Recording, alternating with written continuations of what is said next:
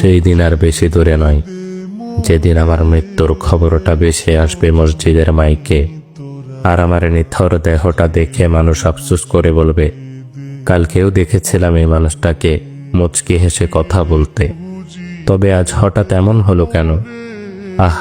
মানুষটা বড্ড ভালো ছিল। কারো কারো হয়তোবা চোখের কোণে অশ্রু জমবে, আবার কারো কারো চোখ থেকে হয়তোবা 2 ফোঁটা জলও গড়িয়ে পড়বে। আবার অনেকেই খুশি হয়ে বলবে, যাক, ভালোই হলো, আপদটা বিদায় হয়েছে। বেঁচে থাকতে কি কম জ্বালিয়েছিল? ব্যস্ততার কারণে আমার অনেক কাছের মানুষরাও হয়তোবা আমার জানাজায় উপস্থিত হতে পারবে না।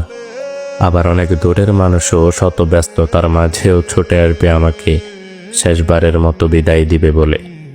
লুকিয়ে থাকবো আমি 3 টুকরো সাদা কাফনের আড়ালে। কেউ কেউ ছুটে আসবে আমাকে শেষবারের মতো একটুখানি দেখবে বলে।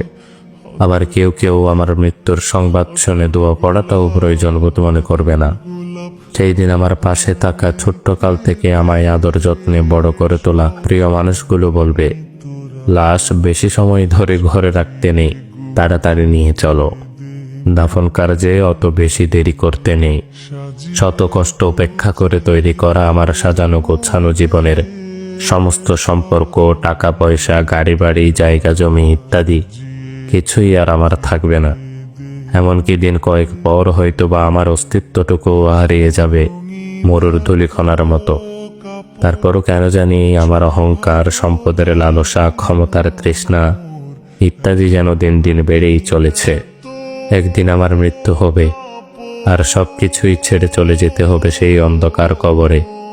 এই কথা যেন জেনে বুঝেই ভুলে বসে থাকি এই মিথ্যে দুনিয়ার মিথ্যে মায়ার চাদরে নিজেকে জড়িয়ে রেখে। ভালো লাগে না মোর সাদা কাপড়, সাদা কাপড়, সাদা কাপড়।